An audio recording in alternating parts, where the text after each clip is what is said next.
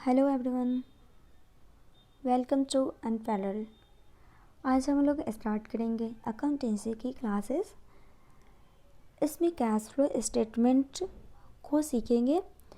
अभी हम लोग ये डिस्कस कर लेते हैं कि ये क्या है, कैश फ्लो स्टेटमेंट होती क्या है और इसे कैसे बनाया जाते हैं, इसके क्या क्या ऑब्जेक्टिव्स हैं। तो पहले ये डिस्कस कर लेते हैं कि इससे क्या क्या बेनिफिट होंगे। ये एक फास्ट ट्रैक रिवीजन कोर्स है, तो इसमें आप लोग को कुछ कॉन्सेप्ट्स भी बताए जाएंगे और कुछ प्रैक्टिकल क्वेश्चन भी करवाए जाएंगे, जिससे आप लोगों की स्कोर हो पाए पेपर में।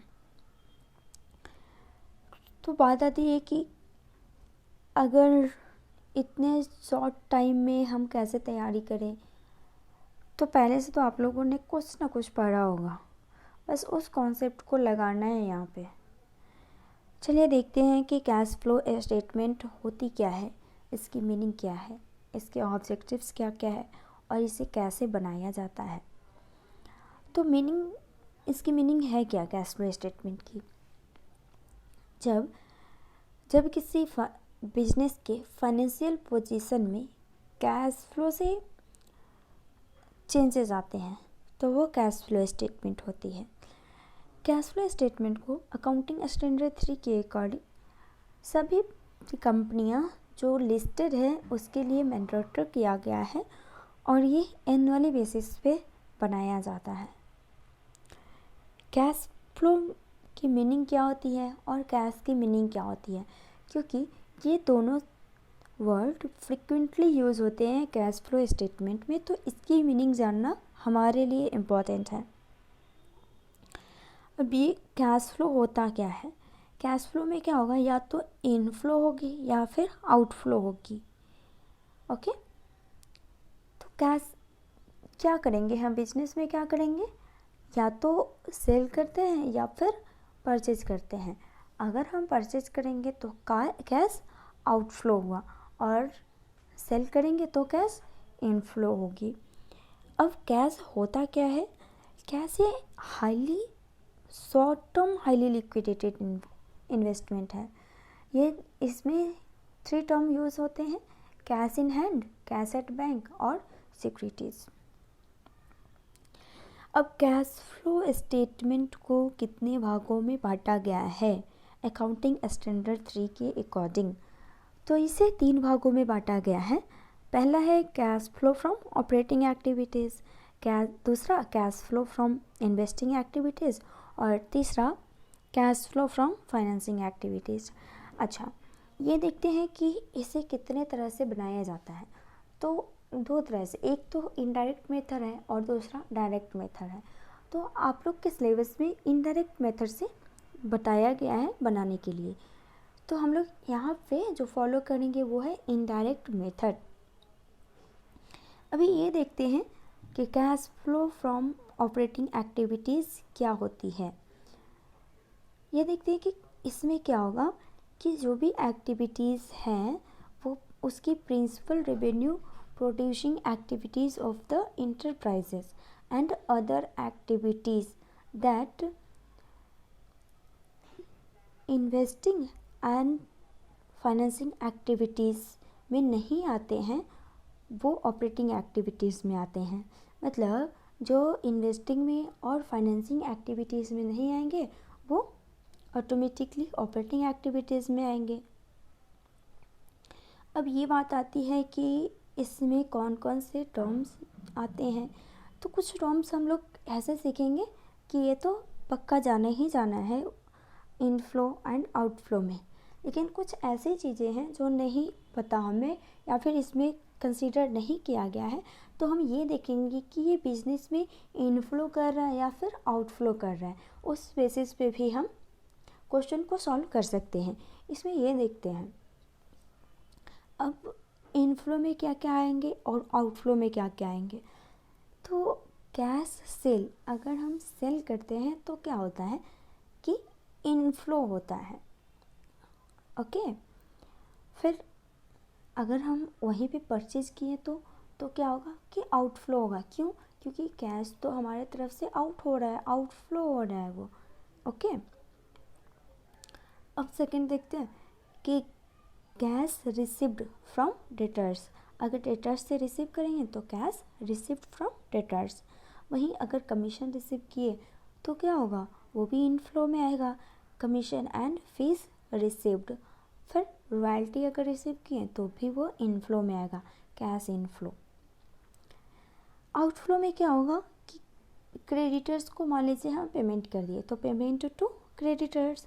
कुछ एक्सपेंसेस है वो भी क्या होगा, आउटफ्लो हो रहा है, तो कैश ऑपरेटिंग एक्सपेंसेस।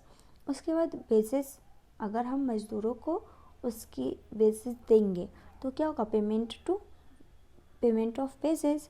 फिर इनकम टैक्स भी लगेगी तो उसमें भी आउटफ्लो हो रहा है, इनकम टैक्स को आउटफ्लो में रखते हैं। अब बात ये आती है कि अगर फाइनेंस कंपनी है तो क्या होगा, और इंश्योरेंस कंपनी है तो क्या होगा, वहीं अगर रियल एस्टेट की कंपनी है तो क्या होगा।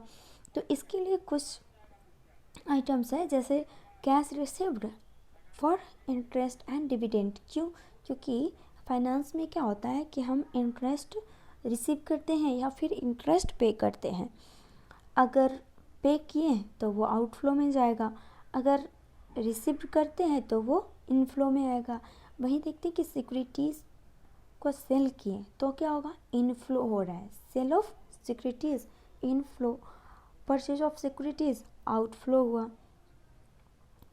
इंश्योरेंस कंपनी है तो उसमें क्या होगा, प्रीमियम हम क्लेम करते हैं तो प्रीमियम क्लेम रिसीव्ड, और दूसरी तरफ प्रीमियम अगर हम पेड करेंगे तो वो आउटफ्लो में आएगा, प्रीमियम एंड क्लेम्स पेड।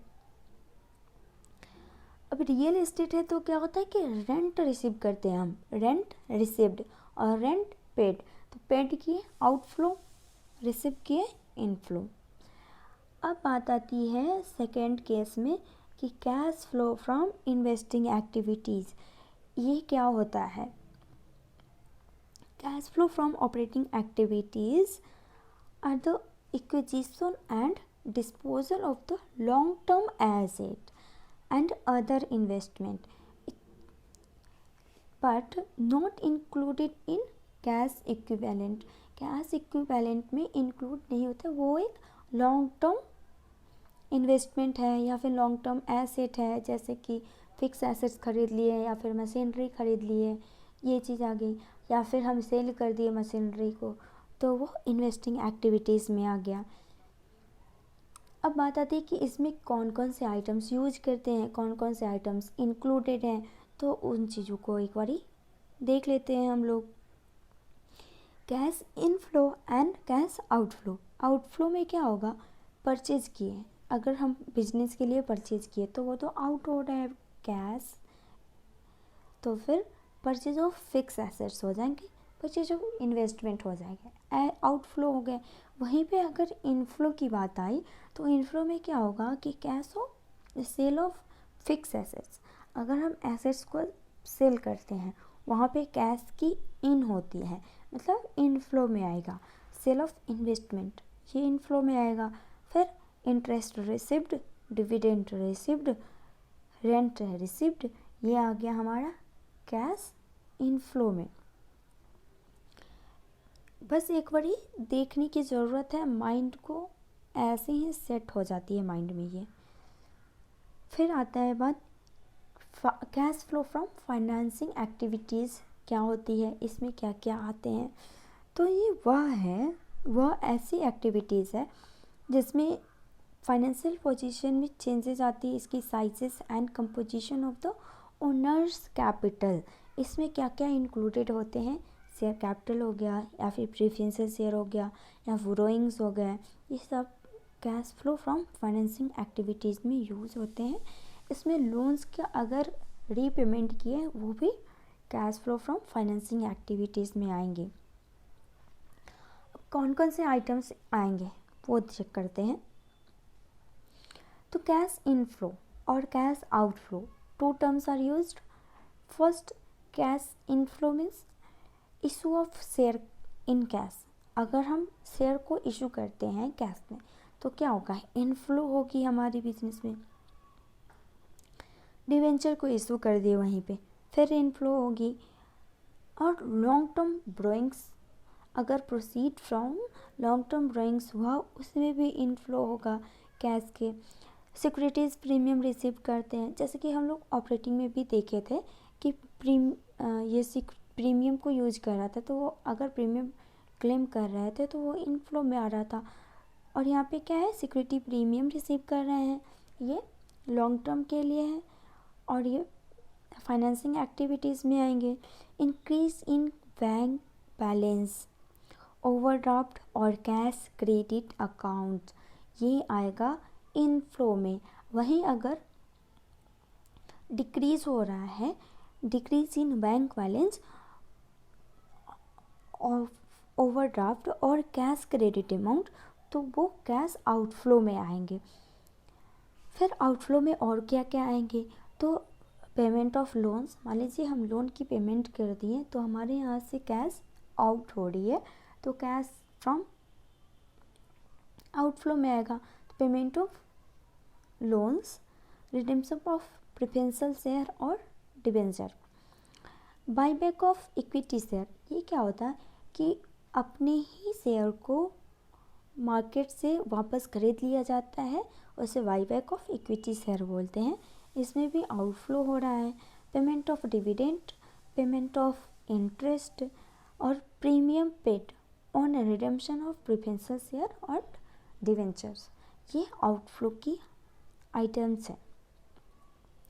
अब हम स्पेसिफिक देख लिए हैं, अब कंबाइंड तरीके से कैसे इसे बनाया जाता है उसे पहले फॉर्मेट में देखेंगे। उससे पहले इसकी ऑब्जेक्टिव्स क्या है, बनाने की ऑब्जेक्टिव्स क्या क्या है उसे देखते हैं। उसके बाद कैश फ्लो की फॉर्मेट देखेंगे, फिर एक एग्जांपल से भी समझेंगे ताकि हमारा ये पक्का हो सके जो भी हमने पढ़ा है। Objectives of cash flow statement क्या क्या है, ये शॉर्ट टर्म फाइनेंसिंग प्लानिंग के लिए यूज़ किया जाता है, यूज़फुल है। It means in sufficient cash management के लिए यूज़फुल है। उसके बाद अगर बिजनेस की पॉलिसी को फॉर्मुलेशन करना है तो वो हेल्पफुल होता है कैश फ्लो स्टेटमेंट से। अगर बजट देखना है तो ये budget assist in preparation of cash budget हो जाती है। तो इन चीज़ों को देखने के लिए कैश फ्लो स्टेटमेंट तैयार किया जाता है। इसकी फॉर्मेट क्या होती है, यहाँ पे हम ये देखेंगे कि cash flow from operating activities में क्या आएंगी, कैसे तैयार किया जाएगा, इसको कौन कौन से आइटम्स हैं। उसके बाद इन्वेस्टमेंट एक्टिविटीज़ क्या क्या है, फिर फाइनेंसिंग एक्टिविटीज़ में क्या क्या है, उसके बाद टोटल इन तीनों का सम। यहाँ पे हम लोग लिखते हैं टोटल सम, हम यहाँ पे लेते हैं टोटल सम। उसके बाद अब ये चेक करते हैं, इसमें ऐड करते हैं जो हमारा ओपनिंग बैलेंस होता है, cash in hand, cash at bank और short term deposit, marketable securities. Okay, तो इन फोर को हम सम करके बाहर निकालेंगे। उसके बाद इन दोनों को ऐड कर लेंगे, मतलब 4 और 5 को ऐड करते हैं। उसके बाद क्लोजिंग बैलेंस क्या होती है, जो एंड ऑफ द ईयर हमारा रिमेन रहता है, वो क्लोजिंग स्टॉक है। तो उसमें क्या होगा कि cash in hand, cash at bank, short term deposits, marketable securities, इन चारों को लेस करेंगे यहाँ से। लास्ट में ये हमारा अमाउंट होता है, नील हो जाएगा ये। क्यों, इसमें एक लॉजिक है कि हम ये भी चेक कर सकते हैं कि हमारा जो बैलेंस शीट दिया है उससे ये मैच कर गया, लास्ट वाला मैच करता है तो हमारा कैश फ्लो स्टेटमेंट करेक्ट बन रहा है। अगर लास्ट में मैच नहीं कर पा रहा है cash in hand, cash at bank, तो इसका मतलब हमने कुछ गलत किया है ऊपर में बनाने में। चलिए इसका फॉर्मेट देखते हैं कि क्या क्या आता है। पहले देखते हैं cash flow from cash flow statement, फिर ये आती है फॉर द ईयर एंडेड, इसका डेट लिखेंगे। अब पहला कैसा है, cash flow from operating activities, उसमें क्या होगा, नेट प्रॉफिट हमारा दिया होगा, net profit before taxation and extra ordinary items. Note को सॉल्व करके पता चलेगा हमें, या फिर कई बार डायरेक्ट भी क्वेश्चन में दिया रहता है। फिर अब देखते हैं कि अच्छा पहले ये क्लियर कर लेते हैं कि हम इनडायरेक्ट मेथड से बना रहे हैं या फिर डायरेक्ट। हमने पहले भी डिस्कस किया है कि हमें इनडायरेक्ट मेथड से सीखना है और हमारे सिलेबस में दे रखा है इनडायरेक्ट मेथड से। तो ये cash flow statement indirect method से मैं बता रही हूँ। इसमें क्या होगा कि एडजस्टमेंट को यहीं पे सॉल्व कर लिया जाएगा। इसमें कौन कौन से आइटम्स को ऐड किया जाएगा, किससे लेस किया जाएगा, वो देखते हैं। तो नॉन कैश आइटम्स होते हैं उसे ऐड करते हैं, और फिर जो नॉन कैश इनकम होते हैं उसे लेस करते हैं। मतलब नॉन कैश एक्सपेंसेस को ऐड करेंगे और फिर इनकम को लेस करेंगे। तो पहले ऐड करते हैं items to be added, depreciation, interest on borrowings and debenture हमारे लिए एक्सपेंस है। Loss on sale of fix assets loss है हमारे लिए। Increase in provision for doubtful डेब्ट, इनको ऐड करेंगे net profit before taxation and extra ordinary items में। अब लेस में कौन रहेगा, items to be deducted, interest income, dividend income, rental income जो भी है, या फिर प्रॉफिट है, अगर मान लीजिए प्रॉफिट हो रही है सेल ऑफ फिक्स एसेट्स, उसको लेस करेंगे। ये लेस करने के बाद हमारा आएगा operating profit before working capital changes. अब इसमें ऐड क्या करेंगे, ऐड करते हैं करंट एसेट्स। अगर करंट एसेट्स में डिक्रीज हो रही है तो उसे ऐड करते हैं, और इंक्रीज इन करंट लायबिलिटी। मतलब दो चीज़ें ध्यान रखना है, दो से ये पूरा ऐड और लेस वाला क्लियर हो जाएगा। पहला है डिक्रीज इन करंट एसेट्स और इंक्रीज इन करंट लायबिलिटी, इसको ऐड करना है। और लेस किसको करना है, इसका जस्ट अपोजिट करना है, increase in current assets and decrease in current liabilities, इसको लेस करेंगे। तो हमारे क्या होगा, cash generated from operating activities. अब इसमें से इनकम टैक्स को लेस करेंगे, जो भी हमारा या तो दे रखा होगा, नहीं दे रखा होगा तो नहीं लिखेंगे। Income tax paid, net of tax refund received, जितना रिसिव्ड किया होगा उतना ही हम लेस करेंगे। उसके बाद लेस करने के बाद एक्स्ट्रा ऑर्डिनरी अगर कोई आइटम्स है तो उसको ऐड ऑन लेस करेंगे, अदरवाइज नहीं है तो net cash flow from operating activities आ जाएगा। अब इतना क्लियर हो गया होगा, तो सेकंड केस हम लोग देखते हैं कि cash flow from investing activities में क्या क्या आती है। इसमें पहले हम लोग सेपरेटली देखे थे तो क्या हो रहा था, अगर हम proceed from sale of fix assets करते हैं तो इनफ्लो हो रहा है, तो उसी चीज़ को लिखे यहाँ पे कि proceed from sale of investment other than marketable securities, ध्यान रखिएगा अदर दैन मार्केटेबल सिक्योरिटीज़। फिर cash flow from sale of intangible assets, उसके बाद इंटरेस्ट एंड डिविडेंड अगर रिसीव्ड कर रहे हैं तो उसे लिखेंगे। फिर रेंट इनकम, जो भी रेंटल इनकम है वो लिखेंगे। फिर अब माइनस करने की बात आई, क्या माइनस करेंगे हम लोग, अगर परचेज कर रहे हैं फिक्स एसेट तो लेस हो जाएगा, परचेज ऑफ इन्वेस्टमेंट लेस हो जाएगा। उसके बाद हमारा अगर गुडविल परचेज कर रहे हैं या फिर कोई इंटेंजिबल एसेट्स है जो परचेज कर रहे हैं वो लेस हो जाएगा। अब जितना आएगा, या फिर एक और आइटम्स है, मतलब एक्स्ट्रा ऑर्डिनरी आइटम्स आता है, अगर एक्स्ट्रा ऑर्डिनरी दे रखा है हमें तो उसे ऐड और लेस करेंगे, अदरवाइज ये हमारा हो जाएगा net cash flow from investing activities. अब इसको बाहर निकालेंगे। फिर थर्ड केस क्या था, cash flow from financing activities. इसमें क्या क्या आए थे, issue of shares and debentures, तो यहाँ लिखेंगे proceed from issue of share and debentures. फिर proceed from other long term borrowings, उसके बाद इंक्रीज और decrease in bank overdraft and cash credit, ये 2 चीज़ें थी। फिर फाइनल डिविडेंड अगर रिसीव कर रहे हैं, इंटरम डिविडेंड रिसीव कर रहे हैं और पेड कर रहे हैं, यहाँ पेड होगा actually. Interest on debtors and loans paid, अगर लोन्स पेड किए तो वो भी लेस हो जाएगा। फिर रिपेमेंट ऑफ लोन्स करेंगे वो भी लेस हो जाएगा। उसके बाद क्या आएगा कि डिबेंचर और प्रेफरेंशियल शेयर को हम रिडेम्पशन करते हैं, तो वो रिडेम्पशन ऑफ डिबेंचर्स और प्रेफरेंशियल शेयर हो जाएंगे। उसके बाद शेयर इशू जब करते हैं तो उस पर कुछ एक्सपेंसेस भी आती हैं, उसको भी हम लोग यहाँ पे लेस कर लेंगे। फिर हमारा आ जाएगा net cash flow from financing activities.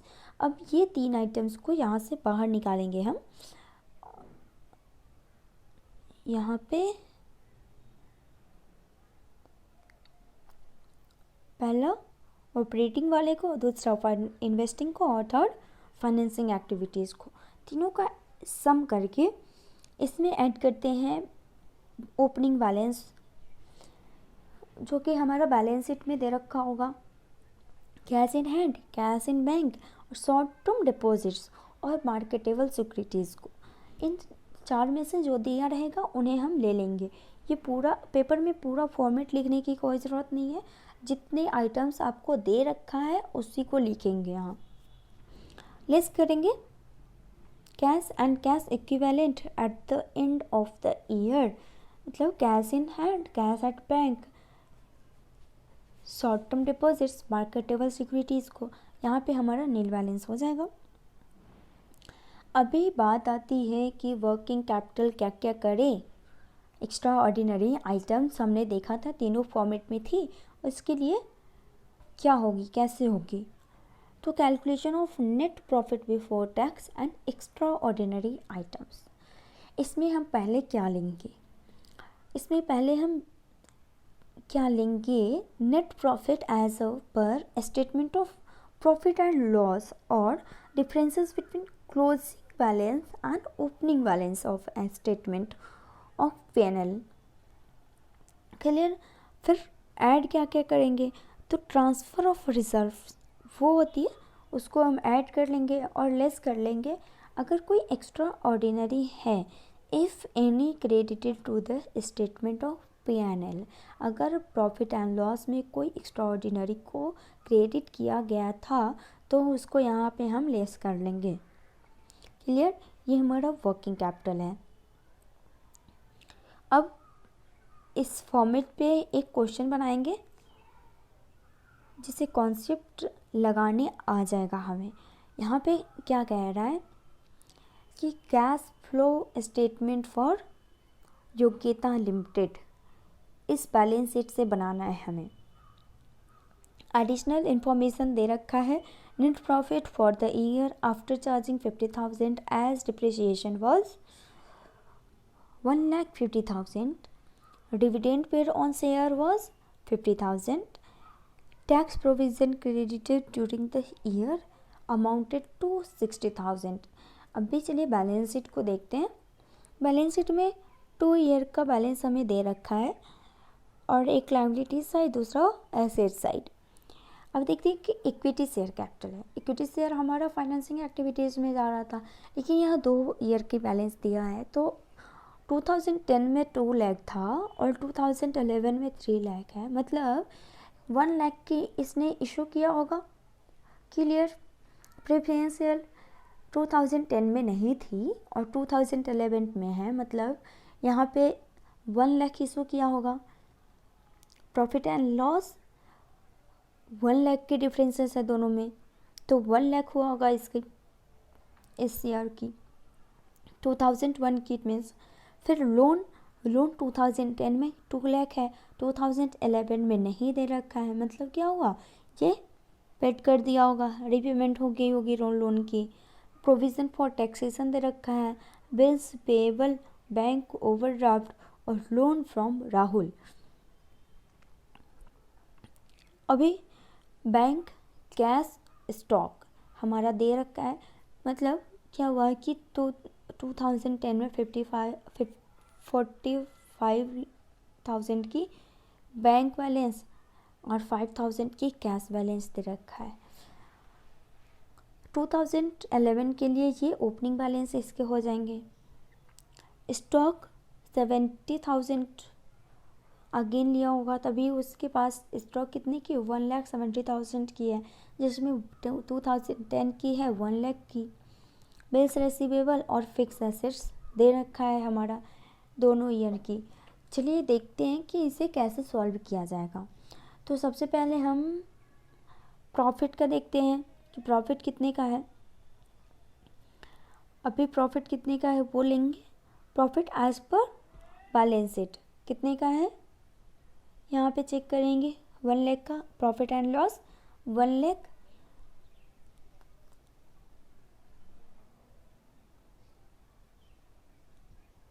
Profit and loss लेंगे 1 लाख की। फिर cash flow from operating activities में प्रॉफिट एंड लॉस लेंगे 1 लाख की हो गया। परपोज डिविडेंड हमारा दे रखा है 50,000 था। फिर प्रोविज़न फॉर टैक्सेशन 60,000 दे रखा था हमारा, 60,000 यहाँ है।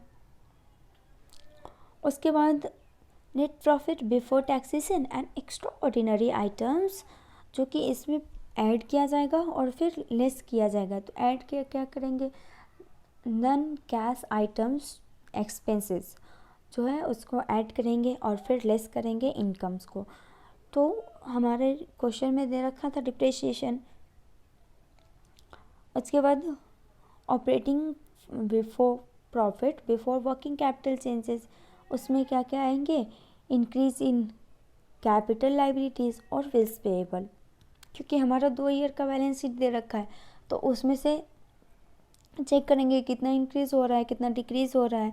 उसके बाद जब ऐड कर लिए इंक्रीज ऑफ करेंट लाइबिलिटीज़ को और फिर करेंट एसेट्स था जो इंक्रीज़ हो रहा है तो उसको लेस कर लिए। उसके बाद हमारा आ गया cash generated from operating activities 1,60,000 की। इसमें से इनकम टैक्स पेड करते हैं 40,000 की। फिर कैश फ्रॉम ऑपरेटिंग एक्टिविटीज़ आया हमारा। अब इन्वेस्टमेंट में क्या क्या आएंगे, तो फिक्स एसेट्स थे, fix assets purchase of fix assets, और फिर एक ही आइटम्स दे रखा था। तो नेट कैश यूज्ड, अगर यूज्ड आ रहा है, मान लीजिए हमारा नेगेटिव में बैलेंस आ रहा है तो उसके लिए हम लिखते हैं net cash used in investing activities. फिर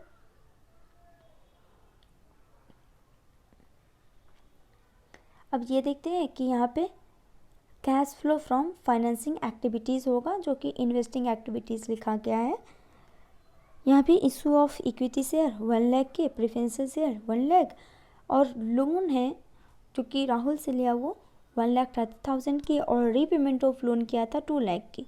डिविडेंड भी पेड किया वो 50,000 की, तो जो बैलेंस आया उसका वो हो गया 80,000। तो यहाँ पे आ गया कैश फ्रॉम फाइनेंसिंग एक्टिविटीज़। अभी ये देखते हैं इन तीनों का सम, ऑपरेटिंग, फाइनेंसिंग, इन्वेस्टिंग, इन तीनों का सम, और ऐड करते हैं opening balance of cash and cash equivalent. कितना 50,000 की थी। अभी क्या आया, cash and cash equivalent at the and. And में कितना आया, एंड में 1 लाख। एंड में यहाँ पे चेक कीजिए कितना है, एंड में 1 लाख।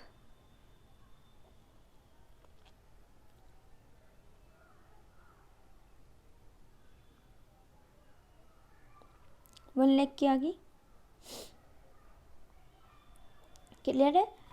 फिर प्रोविज़न फॉर टैक्सेशन अकाउंट, इसके लिए प्रिपेयर किया जाएगा, जिसमें पहले बैलेंस टू बैंक जो कि बैलेंसिंग फिगर है 40,000, और फिर इसको